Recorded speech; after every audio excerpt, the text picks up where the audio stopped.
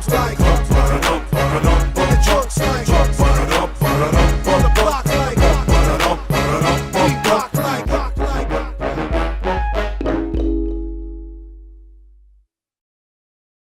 Hey, it's Billy with Cleva Records, and today's decision day. Today's the day that Seein Definite is going to let me know whether or not he's going to pursue his music dreams, or if it's just too painful for him and he can't do it. In the next couple days, I'll also be meeting with Major Gage, and he's going to give me his decision on whether he's going to pursue his music dream or whether he can't do it either and it's just too painful for him as well. You know, just thinking about the guys and reviewing in my mind the meeting last week, you know, I felt good about Gage. I just felt his energy. I felt his passion. I looked in his eyes. I saw life in those eyes. I really would be shocked if his decision was not to pursue his dreams in music. Because I felt like I was getting through to him. I felt like I was reaching him. I felt like we were communicating one to another. And even though he was hemming and hawing and saying this and that and the third, I felt like I was getting through. I felt like he still has it in him and he has the passion and the desire to do this. But you know, with Seein, I just didn't feel that. I didn't feel like I was really reaching him.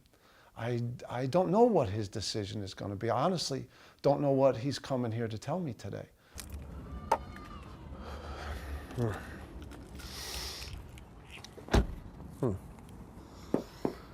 Well, today is decision day. Thought about it. Actually given it a lot of thought. And to be honest, you know, the decision wasn't an easy decision. Having to trust Billy again, having to, you know, put myself in that space where I'm willing to dedicate all of my time and all of my energy and hope that things go well. So, but you know what? I'm here. Thanks for coming, bro. Today's decision day. All the cards are on the table. But before you give me your decision, talk to me.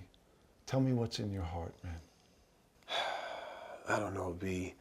What's in my heart, man? You know, you know how much I love this. Like, I never relinquished the dream of changing the world in some way, you know? And I always thought that perhaps the music would be like the vehicle to be able to do that, you know, to be able to move about and navigate the way things are and touch some lives, change some lives, you know, spark some minds, motivate some people, inspire some people to go do something great, you know, and change the world in some way. You know, so I've never really relinquished that idea, that belief. It's just the practicality of it all. You know what I mean? Like making it happen, putting it all together. And last week just had me thinking, like, I mean, there was a time where I was thinking, man, I kind of lost 7 years. You know, I don't quite feel that way anymore. I think that was time well spent. You know, that was time well spent. And it had to happen that way, you know, for me to be where I am today, for you to be where you are today, for us to be where we are today. What I can't quite reconcile is why is this idea still looming? Why won't this thing just die, right? Like, it's crazy because, you know, we went through a lot, bro. You know, a lot of disappointment, you know, a lot of pain, a lot of angst, you know what I mean? And to go through what we went through, when we think about how Cleva Records started and how our conversation started to how it all kind of ended, you know, that's a lot to put anybody through. Like, especially if you human, you know, if you're not made of like granite, you got a heart, you know what I mean? It's like that's a lot of emotional turmoil and stress, and it's a lot for anyone to go through. I know what I went through. I can't imagine what you were going through, you know, being the guy that put it all together and trying to keep it all together and trying to like orchestrate everything, you know, trying to read minds, you know what I mean? I need to do something great with my life. I need to do something great, you know what I mean? I feel like, I don't know, I feel like the window's closing. You know what I mean?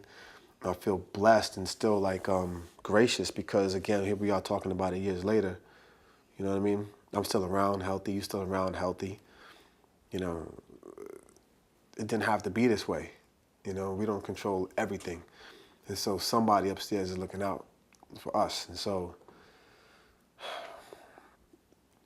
that's just kind of how I'm feeling, man. You know, old dreams die hard, man.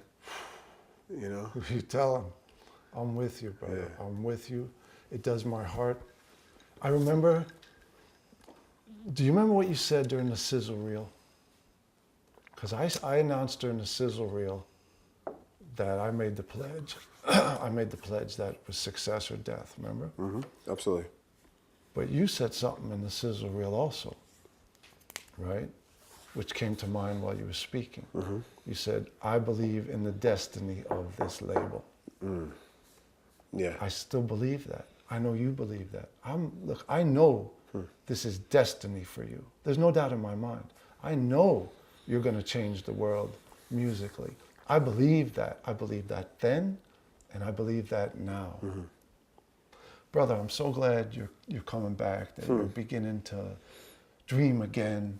That the guy who wrote Try Again is going to try again. Because we've got history together, brother. Yeah. We've got time in the books, you know? Yeah. Like crazy. Yeah. You know, the things we've seen and shared and been through together. Mm-hmm. So I'm excited. Yeah. I'm excited. I'm trying to reel myself in a little bit, but I'm stoked, man. I'm really excited. I'm happy. I'm proud of you because I know how much courage that takes. See, it takes courage to begin to believe again, to dream again, to try again. It's all courage, man. Yeah. I have nothing but respect for you. I remember it like it was yesterday, the first day we met. It was nighttime. You know, the studio was located right next to the church. Yeah. Yep. You were coming over. Yep. We met. I said, I'm looking at you and I'm looking at this dude and I'm like, something about this dude. Yeah. There was just something about you. And I was like, and you were telling me, yeah, I'm from Brooklyn. I'm a hip hop soul artist. And I was like, yeah. I was like, do you have a demo? And you were like, no, I don't have any demo, bro. Right. Yeah, I didn't have anything at that time, yeah. Remember? And I was like, okay. Spit something for me. Yeah. Spit something for me from an original song. Yeah. You remember? Yeah, definitely, yep. And I remember you spit a verse. Nights from, like this. Yeah, from the... No, from Raindrops. Raindrops. Yep. Raindrops. You spit it for me, bro. You blew my mind. It was powerful. Yeah, I remember it was poignant. It was introspective. I was a fan right there, bro. You spit that, and I was like, oh my God. People have got to hear this guy. It affected me because that's what part of the reason got me into hip hop. Because I was like, this guy has a voice. And he has a voice that needs to be heard. And I have to help him to nurture that voice and to get that voice out there. That's what was going, that was on a verse, bro. Yeah. A verse. Yeah, I remember that. You spit a verse for me. That was it, man. It was, I said to myself, this dude is a star. I said, this dude is a star. And the world's got to find that out because his voice has got to get out there. And right then I knew that I was going to do whatever I could do to get your voice out there, bro. I felt like with this is the dude that I can change the world with. Yeah, it's crazy. You know, I believed that then. I believe it today, bro. Yeah. We can change the world through music. We can make the world a better place one song at a time. We can do it. I believed it then. I believe it now. I believe in you. My introduction to hip hop was like, you know, it was Run DMC, it was Rakim, it was, you know, Big Daddy Kane. It was all of those great MCs, you know, Nas. It was all these great MCs, and but I never really thought about it going anywhere, like doing anything serious with it. For me, it was a way for me to express before I even knew what an expression was. It was just a way for me to express. But when I met you, that was a very interesting time. I was on a spiritual journey. I had just come off a 40-day fast, eating nuts and and raw veggies and drinking water and praying, and it was just crazy. I had you remember, man, crazy beard. I looked like I lived in a cave, bro. It was nuts. It looked like I came out the wilderness. But I was like super sharp, super in tune with everything around me, super sensitive, and the music was just really coming through really, really, really clear. And I had no idea that I wasn't even looking for, you know, to record professionally, really. You know, I had done some stuff with Gage, you know, just messing around or whatever. But at that point in my life, I definitely was embarking on a whole new level of my own personal development. And so the time that I met you was it was divine appointment, actually. If I had to like really, really define it, you know, it was divine, man. What are the odds? Like, really, what are the odds, you know? Freaking crazy white guy in the middle of the hood building a freaking a recording studio. You know what I mean? It's crazy. So it felt weird as hell because I had so many things going on right then and there. It was like, first of all, my music was so personal, you know, no one heard it. You know, my wife heard pieces of it when she heard me going over it in my head. I had never recited it for anybody, you know what I mean? It wasn't my plan to, really. And so, spitting that verse for you and kind of waiting now to put myself out there, like, okay, now, what is your judgment going to be now? Like, put myself in a position for you to be like, oh, okay, what else you got? Type of thing. It just was kind of, it put me in a funny place, you know what I mean? And so, I didn't know what was going to happen. I didn't know what was going to happen, bro. And looking back on that right now, like, that definitely was, it was an incredible time. One of the reasons why I'm here, because I just feel like that wasn't manufactured, you know, that was appointed. And so this has to be something. We got to figure this out. You know what I mean? There's something for us to figure out before we leave this planet, man. And so, you know, I'm glad to be here too, you know? The word that keeps coming back to me is destiny. Destiny. It's destiny. It was destiny then, and it's destiny now, and it's unfinished business, man. That's how I feel. Yeah. It's unfinished business. Yeah. Brother, this is unfinished business, but we're going to finish it. Yeah. We're going to see it through. You know, we got a lot of unfinished business to finish. A lot of, still got to close that chapter, man. And it's time to get back to work, you know? Like Les Brown says, you know, it's not over until I win. And it's time to win. Yeah, it's time to win, man. So, yeah. Next week, meeting with Major Gage, and he's going to give me his decision on whether or not he wants to pursue his music dream, you know, or if it's just too painful and he can't do it. But to be honest with you, I feel good about Gage. Like I said earlier, I will be shocked if Gage tells me no, because that fire, that passion, that desire, I see it in his eyes. It's there. So I'm feeling pretty good about that. This is the first song that Seein ever spit for me. Raindrops, Seein Definite, featuring Bright. Yeah, we did it again, y'all. Nights like this, another classic. Raindrops would fall.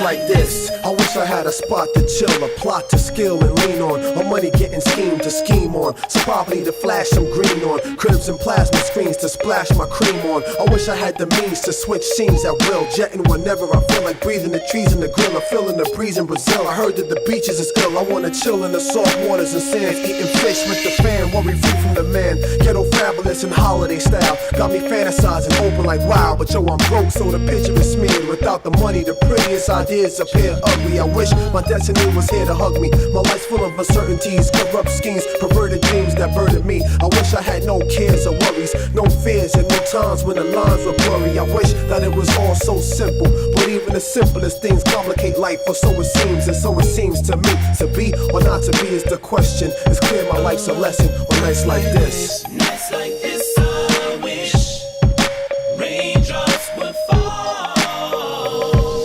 Those raindrops would fall on me. Nights like this, I wish raindrops would fall.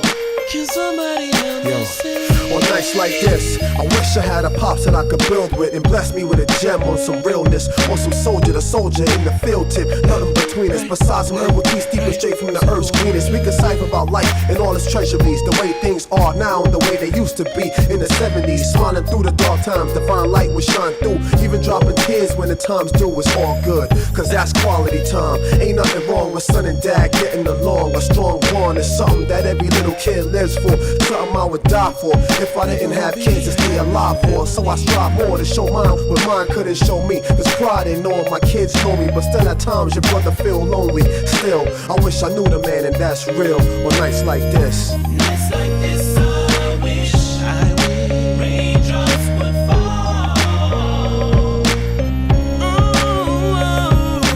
Ooh, nights like this, I wish raindrops would fall. Nights like this be the best times to write like this. The long walks alone, reflecting on my life like this. The moonlit sky, the subtle breeze, shuffling leaves, the random memories, emotion provoking, emotionally open. Thanksgiving for living, prayers for my siblings, struggling driven. More strength to all my siblings in prisons. I'm giving more thanks for testing me. God is definitely blessing me. Every lesson I learn is earning me power internally. I want to live perfectly in eternity. So while I'm here on earth with this living dirt of me, I'm living purposely, seeking them with an urgency. Ever since the second birth of me, the end is near. Certainly feel the emergency. Personally, I can feel the curse is searching me, so I stay aware. Plus I stay in prayer with the living word of me. This is how I prefer to be, cause blessed is the righteous, he who learns to be living a life of walking in his likeness. Hey!